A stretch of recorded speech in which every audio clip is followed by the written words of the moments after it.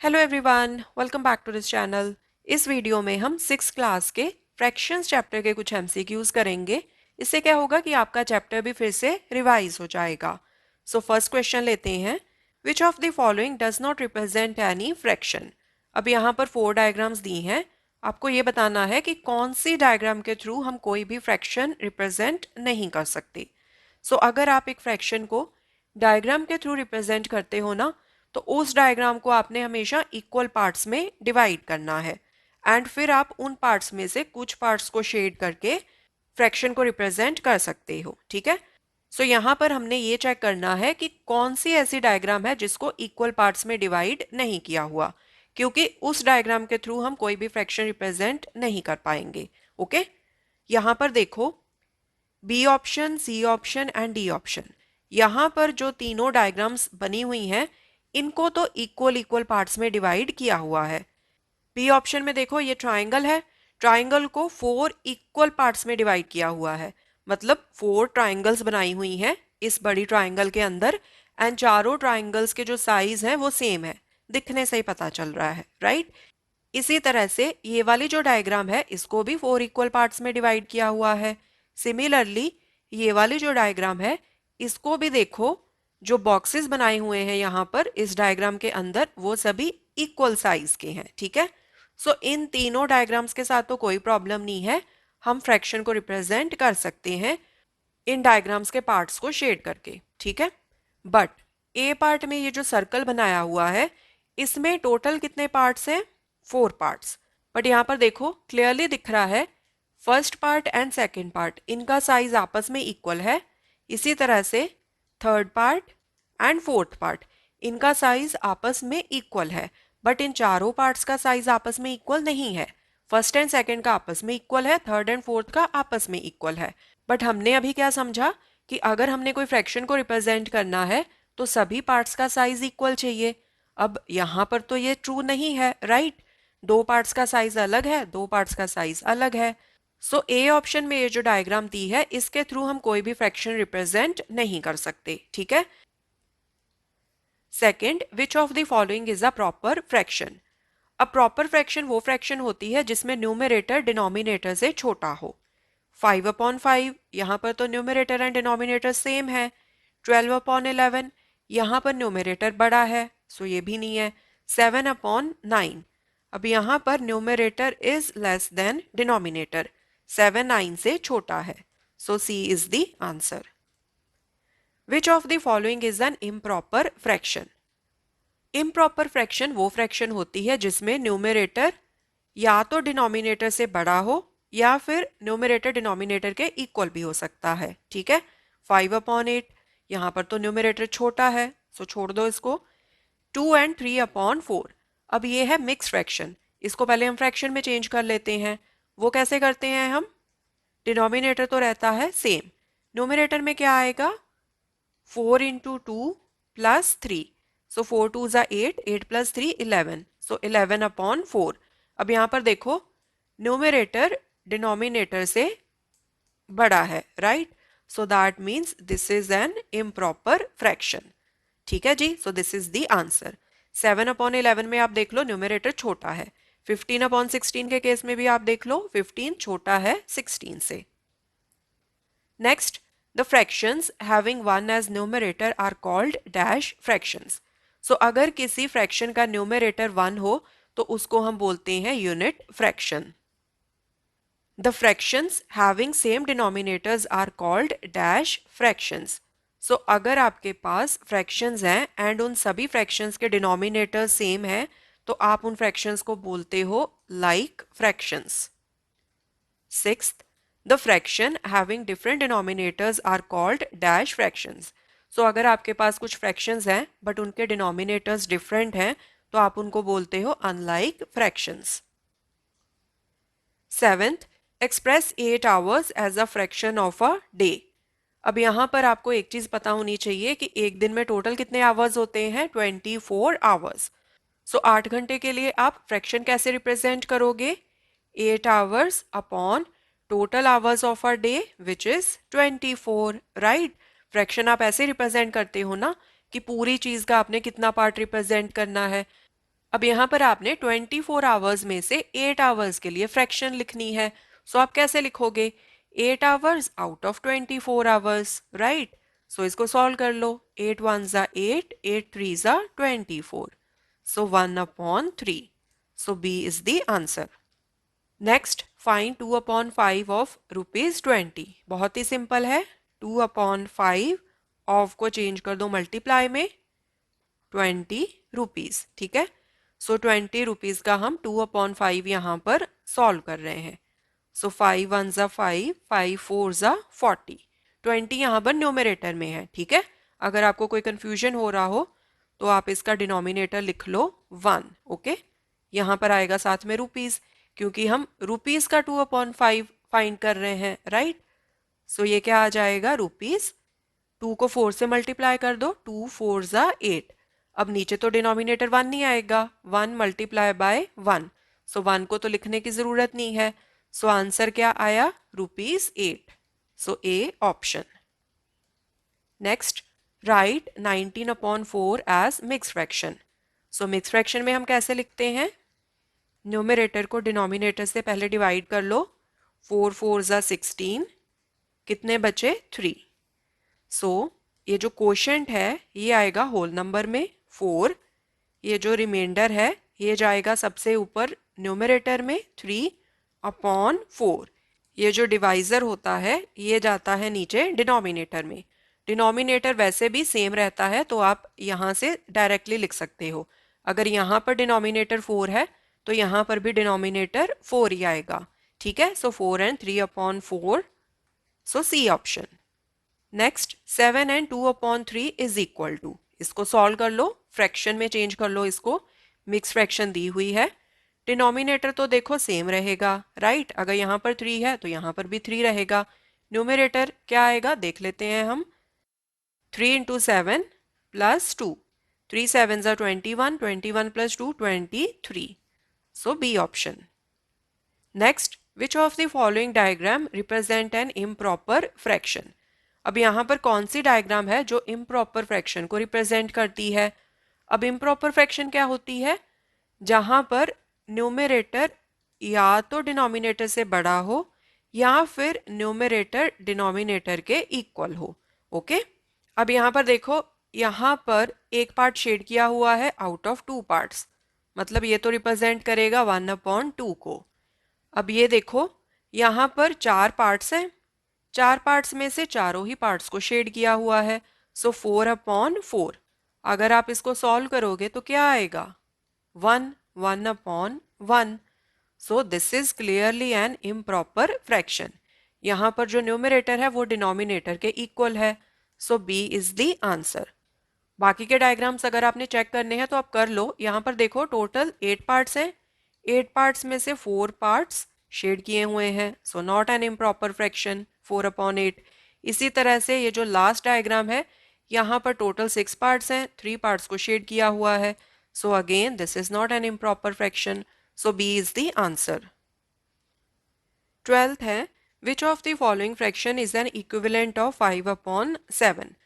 अब अगर आपने किसी फ्रैक्शन की इक्विवेलेंट फ्रैक्शन लिखनी हो तो आप न्यूमरेटर एंड डिनोमिनेटर को सेम नंबर के साथ मल्टीप्लाई करोगे या फिर सेम नंबर के साथ डिवाइड करोगे, ठीक है। सो 5/7 ये ओरिजिनल फ्रैक्शन है। अगर आपने इसकी कोई इक्विवेलेंट फ्रैक्शन लिखनी है तो आप ऊपर नीचे सेम नंबर के साथ मल्टीप्लाई करोगे या फिर आप ऊपर नीचे सेम नंबर के साथ डिवाइड करोगे, ठीक है। ये चीज आपने ध्यान में रखनी है। ए पार्ट में है 25/49। अब 25 कैसे आएगा? अगर मैं 5 को 5 से मल्टीप्लाई करूं, 5 5 ज़ा 25। तो अगर मैंने ऊपर 5 से मल्टीप्लाई किया है तो नीचे भी मैं 5 से ही मल्टीप्लाई करूंगी। सो दिस विल बी 7 5 ज़ा 35। सो ये तो नहीं है। सेकेंड देखो, 5/7। अब यहाँ पर न्यूमरेटर है 20 तब आएगा अगर मैं 5 को 4 से मल्टीप्लाई करूं, तो मैं नीचे भी 4 से मल्टीप्लाई करूंगी। सो दिस विल बी 7 4 ज़ा 28। सो ये भी नहीं है। थर्ड देख लो, 5/7 35। अब 35 तब आएगा अगर मैं 5 को मल्टीप्लाई करूं 7 से, तो नीचे भी मैं 7 से मल्टीप्लाई करूंगी। 7 7 ज़ा 49। So C is the correct answer. 35 upon 49 ये 5 अपॉन 7 की इक्विवेलेंट फ्रैक्शन है। ओके, सो इस तरह से आपने चेक करना है। 13th, replace this box by the correct number in 5 upon 8 is equal to 20 upon this box. 5 upon 8 is equal to 20 upon this box. अब देखो यहाँ पर हमें दो फ्रैक्शंस दी हैं एंड इन दोनों फ्रैक्शंस के बीच में है इक्वल का साइन। अब इसका क्या मतलब है इक्वल साइन का, कि ये दोनों फ्रैक्शंस हैं इक्विवेलेंट फ्रैक्शंस, राइट। सो इक्विवेलेंट फ्रैक्शंस है मतलब इनकी जो वैल्यू है वो सेम है। इक्विवेलेंट फ्रैक्शंस हम कैसे फाइंड करते हैं, ओरिजिनल फ्रैक्शन को सेम नंबर के साथ ऊपर नीचे मल्टीप्लाई कर दो या सेम नंबर के साथ ऊपर नीचे डिवाइड कर दो, राइट। अब यहाँ पर है 20। 20 कैसे आया, अगर मैंने 5 को 4 से मल्टीप्लाई किया, राइट। 5 4 ज़ा 20। सो अगर मैंने 4 से ऊपर मल्टीप्लाई किया है तो नीचे भी मैं सेम नंबर के साथ मल्टीप्लाई करूंगी, राइट। सो 8 4 ज़ा 32। सो यहाँ पर ये जो बॉक्स है यहाँ पर आएगा 32। So A is the answer. 14th, which of the following are in ascending order? Ascending order का मतलब है कि सबसे पहले आपने लिखनी है सबसे छोटी फ्रैक्शन, देन उससे बड़ी एंड देन उससे बड़ी। ओके, अब यहाँ पर जो हमें फ्रैक्शंस दी हैं उनमें जो न्यूमरेटर्स हैं वो सेम है। यहाँ पर देखो न्यूमरेटर 2 है ईच फ्रैक्शन में। सो अगर हमारे पास कुछ ऐसी फ्रैक्शंस हों जिनके न्यूमरेटर्स सेम हों, तो जिस फ्रैक्शन का डिनोमिनेटर सबसे बड़ा होता है वो फ्रैक्शन होती है सबसे छोटी फ्रैक्शन। सो यहाँ पर हमारे पास फ्रैक्शंस हैं 2/3, 2/7 एंड 2/5। अब यहाँ पर देखो किस फ्रैक्शन का डिनोमिनेटर सबसे बड़ा है, 2/7 का, राइट। सो 2/7 है सबसे छोटी फ्रैक्शन, उसके बाद 2/5 एंड लास्ट में 2/3। क्योंकि एक ही चीज को आपने अगर 7 पीसेस में डिवाइड किया तो छोटे छोटे पीस बनेंगे, अगर आपने सेम चीज को 5 पीसेस में डिवाइड किया तो थोड़े बड़े पीसेस बनेंगे, अगर उसी सेम चीज को आपने 3 पीसेस में डिवाइड किया तो ज्यादा बड़े पीसेस बनेंगे, राइट। सो 2/7 सबसे छोटी fraction, then 2/5 and then 2/3। So D option is the correct answer. 15th, which of the following are in descending order? Descending order मतलब सबसे पहले हम लिखेंगे सबसे बड़ी फ्रैक्शन, फिर छोटी, फिर उससे छोटी। अब यहाँ पर भी देखो न्यूमरेटर्स सेम है। सो इस केस में सबसे बड़ी फ्रैक्शन वो फ्रैक्शन होगी जिसका डिनोमिनेटर होगा सबसे छोटा। ओके, अब यहाँ पर फ्रैक्शंस कौन सी हैं, 1/8, 1/3 एंड 1/9। सो सबसे पहले हमने लिखनी है सबसे बड़ी फ्रैक्शन। सो जिसका डिनोमिनेटर है सबसे छोटा वो है सबसे बड़ी फ्रैक्शन, 1/3, उसके बाद 1/8 and then 1/9। Okay, so clearly जैसे हमने प्रीवियस क्वेश्चन में डिस्कस किया कि अगर आप एक चीज को 3 पार्ट्स में डिवाइड करोगे तो बड़े पीसेस बनेंगे, अगर उस सेम चीज को आप 8 पीसेस में डिवाइड करोगे तो छोटे पीसेस बनेंगे, अगर आप उसी चीज को 9 पीसेस में डिवाइड करोगे, हम इक्वल पीसेस की बात कर रहे हैं यहाँ पर, ठीक है। सो अगर आप 9 इक्वल पीसेस में डिवाइड करोगे तो वो और भी ज्यादा छोटे बनेंगे, right. So this is the correct descending order. So B is the correct answer. 16th, 4/6 plus 3/6। अब देखो इन फ्रैक्शंस को ऐड करना तो बहुत ही इजी है, दोनों फ्रैक्शंस के डिनोमिनेटर सेम है तो डिनोमिनेटर तो यहाँ पर सेम रहेगा 6, ऊपर के जो न्यूमरेटर्स हैं उनको एज इट इज ऐड कर दो। सो 4 + 3 7/6। अब 7/6 आपको यहाँ पर दिखेगा कि कहीं पर भी मेंशन नहीं है, तो आप क्या करोगे, 7/6 इम्प्रॉपर फ्रैक्शन है ना, न्यूमरेटर बड़ा है डिनोमिनेटर से, इसको मिक्स फ्रैक्शन में चेंज कर लो। 7 को 6 से डिवाइड कर लो, 6 1 ज़ा 6, रिमाइंडर आ गया 1। सो 7/6 को मैं कैसे लिख सकती हूँ, कोशेंट ये आएगा होल नंबर में, रिमाइंडर न्यूमरेटर में जाएगा, डिनोमिनेटर सेम रहेगा 6। So 1 and 1 upon 6, C is the answer. 17th, 4 upon 9 plus 5 upon 9 minus 2 upon 9. अब यहाँ पर भी देखो तीनों फ्रैक्शंस के डिनोमिनेटर सेम है, तो डिनोमिनेटर तो रहेगा सेम। न्यूमरेटर में क्या आएगा, जो यहाँ पर न्यूमरेटर्स हैं एंड बीच में जो जो साइन है यहाँ पर, उनको यहाँ पर एज इट इज लिख लो।